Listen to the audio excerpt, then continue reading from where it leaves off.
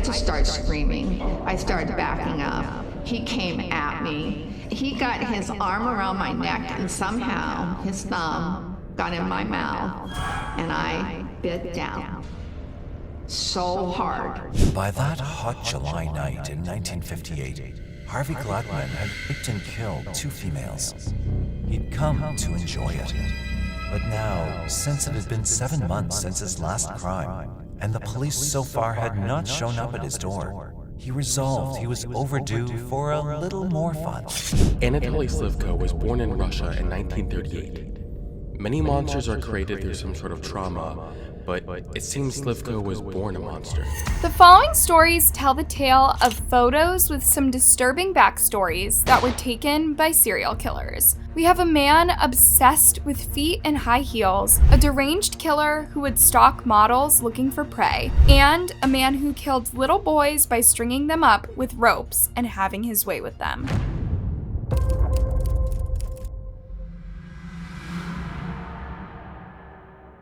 And I'm here to talk about my survival with Jerome Brudos. Women to him are expendable. He had no remorse whatsoever. Imagine thinking that you know everything about your husband and the father of your children, just to find out that in reality, he's a sick monster who tortures and kills innocent people for fun. This was the case of Jerry Brudos. Over the course of 15 months, Jerry brutally assaulted, tortured, and killed 4 different women in Oregon. He was a truly depraved person who had unhealthy desires he made no attempt to control or get help with. Crime scene reconstructionist Rod Engler recalls a conversation he had long ago with Jerry, in which he tried to gain understanding of what went through this man's head when he searched for his victims. Jerry had a huge foot fetish and was obsessed with women in high heels. In fact, when he was married, he would make his wife clean their home wearing nothing but high heels and would take pictures as she did. Creepy, right? Jerry's victims were just normal people. They were moms, sisters, co-workers, and friends that were simply disappearing without a trace. The longer this went on, the more fear spread in the community as everyone wondered if they would be next. This was a truly sick person who did not feel guilty for the pain he had inflicted on his community. He is someone who, if he was never apprehended, would have probably continued to kill and kill again. Yeah, he was the personification of evil. In order to understand how this person came to be as sick as they were, we have to take a look back at Jerry's early life, which was not an easy one. He was born in South Dakota in 1939 and was the second child. His mother greatly favored Jerry's brother and would often simply ignore him. His father was not much better, so Jerry grew up feeling like the lesser choice, which must have taken a great toll on his self-confidence. Growing up, Jerry's parents didn't watch him very closely, so he was pretty much free to do as he wanted. It was through this he discovered his foot fetish at just 5 years old. The most shocking thing is that somebody like Jerry Brudos can be allowed to get away with what he did, because he was allowed to grow into the monster that he became. Jerry got so excited about the shoes that he actually brought a pair home. When his mom found out, she grew upset and burned them. But this would not be the end of his obsession with feet, which would carry through his teenage years, growing more and more intense. He would steal women's underwear and play with it, and this would arouse him. Jerry loved to see just how many times he could get away with stealing. It made him feel powerful, an emotion that had before that point been unfamiliar to him. He would take women's clothes from the clotheslines or stores, and he would even break into homes. But this wasn't going to be enough to satisfy his desires. He wanted to kick things up a notch. He lured a girl into his house and forced her to allow him to take pictures of her in her underwear. Jerry's first victim did not turn him into the police, which only further convinced him that he could get away with anything. Just months later, he came upon his next target, a 17-year-old girl who he lured into his car by telling her he would give her a ride home. When she refused to take her clothes off for him, he became angry and started to brutally beat her. Luckily, someone heard the commotion and called the police before he could kill this young girl. But instead of being sent to prison, Jerry was sent to a mental facility to be evaluated. This was when he would be diagnosed with his fetish, as well as schizophrenia. The 17-year-old was released after just 9 months. The only way to incapacitate him is to lock him up, which they finally did. But they did it after he had already killed so many women. If he had been incapacitated earlier, then many women's lives would have been saved. Upon finishing high school, Jerry would go on to spend a brief period of time in the military. He would later take a couple of odd jobs before taking a job at a radio station at the age of 24. It was there that he would meet Darcy, a 17-year-old girl that he would later make his wife. He controlled everything Darcy did and wore, even down to her lingerie. Darcy quickly got pregnant, but by the time she had their second child, she made it clear to Jerry that she was done dressing up for him and doing all the things that satisfied his fantasies. If he wanted to do that, he would have to go elsewhere, and so he did.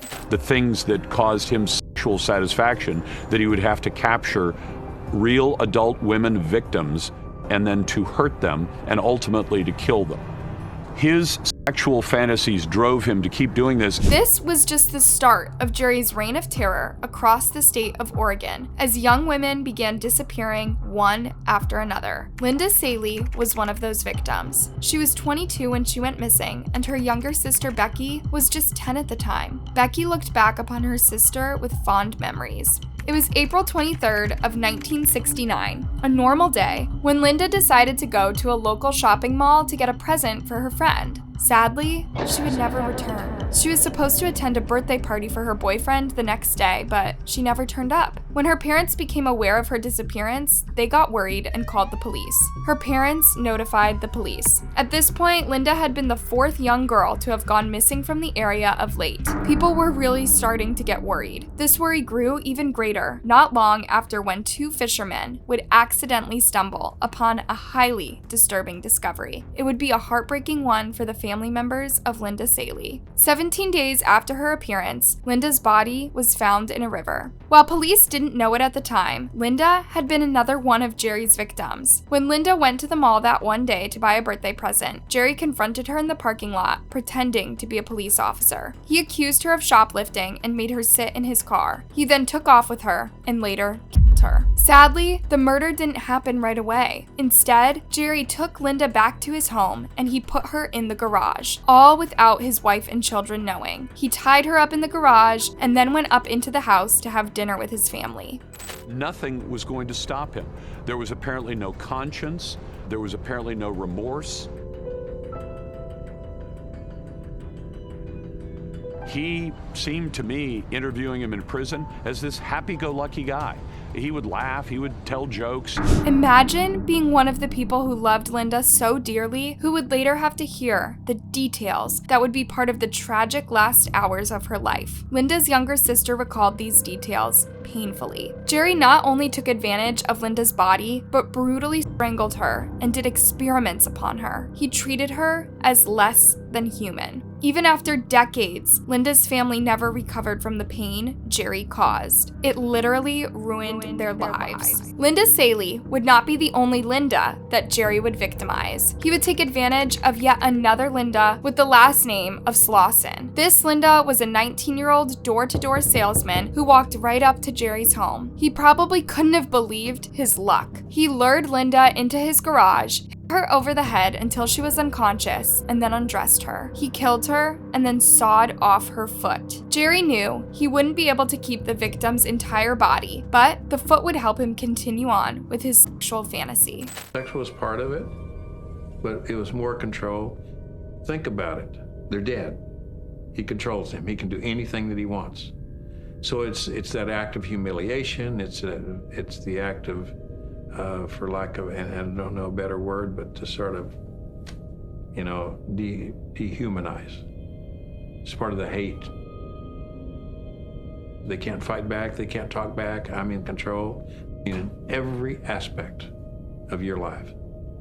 So to him, in a lot of ways, they were still alive. He would later end up disposing of Linda's body in the river. His next victim would be Jan Susan Whitney, a 23-year-old whose car broke down on the interstate. He told her he would give her a ride, and she trusted him. But when he got her inside of his car, he brutally assaulted her and then took her back to the house, where he kept her for a period of time before eventually killing her and having sex with her dead body. Jerry would remove his victim's breasts before dumping it in a river. Then he was ready for his next target, who would turn out to be Karen Sprinker, an 18-year-old woman. He came across Karen in a parking lot at Oregon State University and forced her into his vehicle. He took her back to his house where he repeatedly attacked her and took photos of her naked body. All the while, she begged for her life. When he was finally through with her, Jerry took a rope and tied it around the poor girl's neck and hung her until she was dead. He would put a noose around their neck, and he had what's called a come-along. And a come-along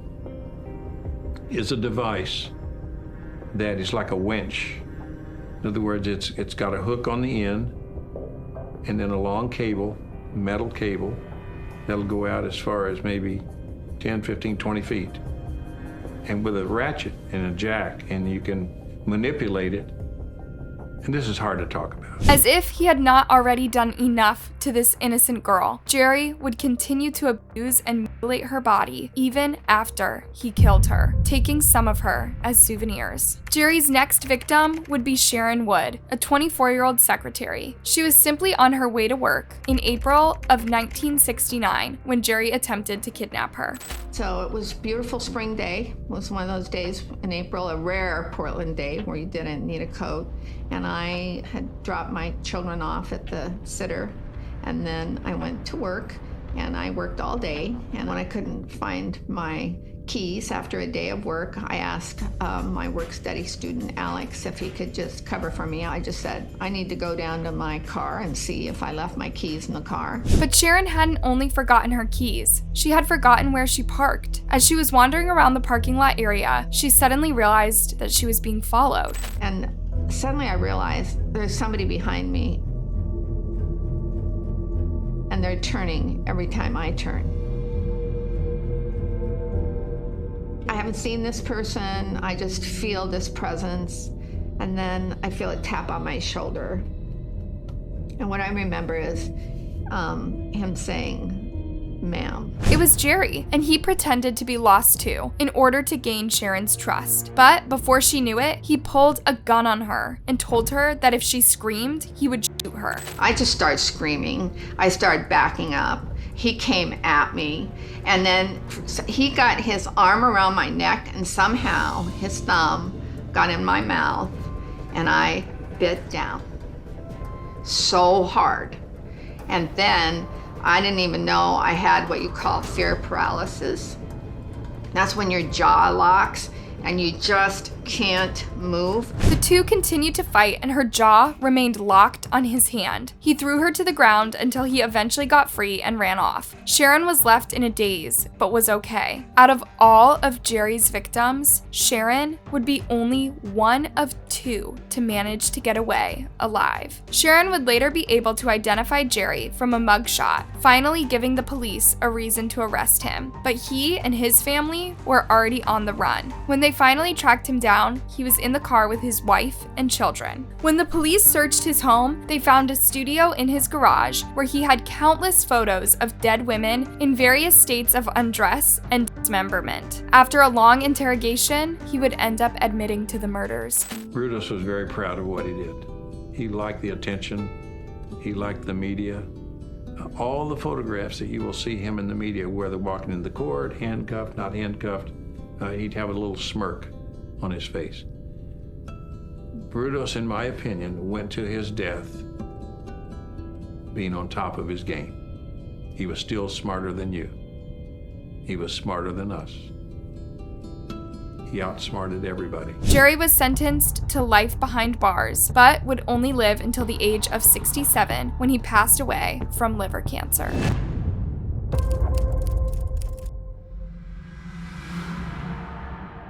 By that hot July night in 1958, Harvey Glattman had raped and killed two females.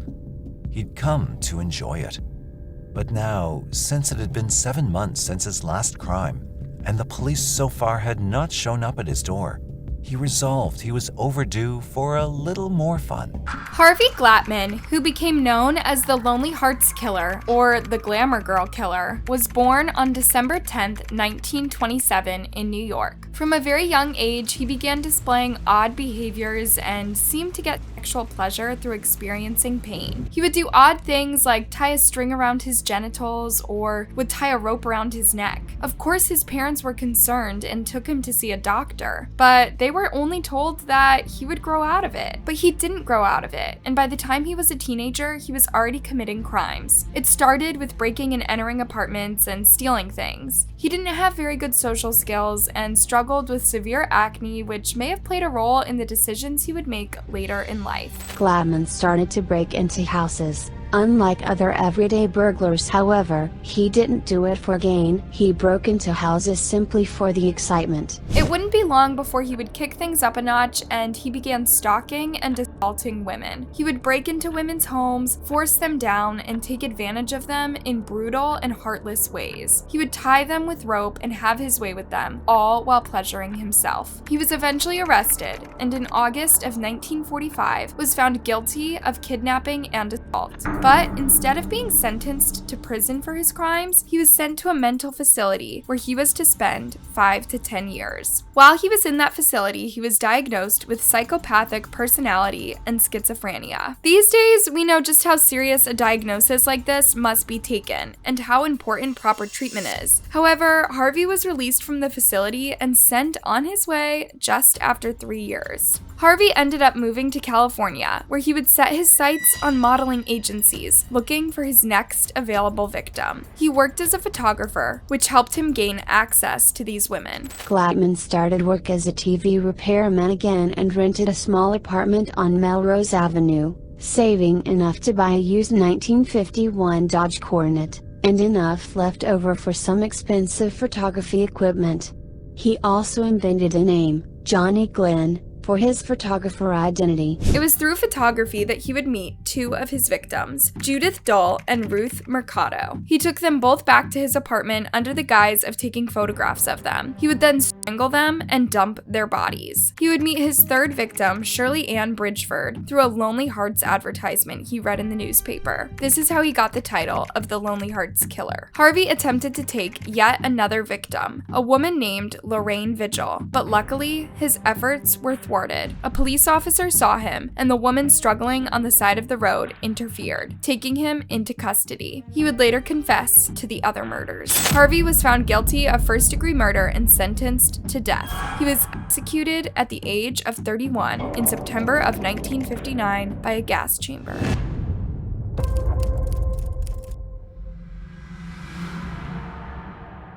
Andy Slivicko was a Soviet serial killer and necrophile. Anatoly Slivko was born in Russia in 1938.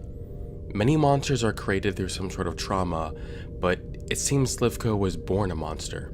To understand how he became the killer he was, we must take a look at his early life. Anatoly's childhood was not a stable one. The war was going on and his parents often argued. His father was also an alcoholic. Anatoly was a sick childhood who struggled with academics. He would later say he associated his childhood with hunger and extreme poverty. At a young age, he discovered that he was homosexual, but kept this information to himself. As you can imagine, this is not something that would have been widely accepted at that time. Eager to get away from his humble origins, he enrolled in college and later spent some time in the military. Anatoly's sister introduced him to a young woman named Lloydmila, and the two began dating. They would later get married and have 2 children together. He cared for his wife but wasn't attracted to her physically and had no sexual satisfaction with her. In 1961, Anatoly would have an experience that would change his life. It was a type of sexual awakening that would come about in a horrific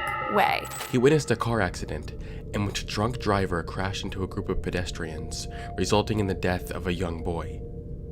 Slivko found himself feeling aroused by the sight of the dying boy and decided to chase that high. You're probably thinking, what kind of sicko gets sexually aroused by watching a little boy die in such a tragic, gruesome way? That was the kind of person that Anatoly was. In hopes of getting access to children for his own sick sexual gain, he started a children's club that was called charged. It would actually become quite successful and would help him to become a prominent member of society. A lot of young children would come, but he was specifically interested in the young boys. He would form a close relationship with one of the boys at his children's club. He always made sure his victims were short for their age, and he never targeted anyone older than 17 because he feared they would be too strong for him. In order to gain access to the children, he would tell them that he had a special trick to make them taller. He would get them to where they were alone and stretch them out with ropes. This process would involve them losing consciousness. He would then molest them until he was satisfied, and then he would revive them. In many of these cases, these boys had no idea what happened to them while they were unconscious. He did this to at least 43 people in his lifetime, and he kept films of the entire process as a memento.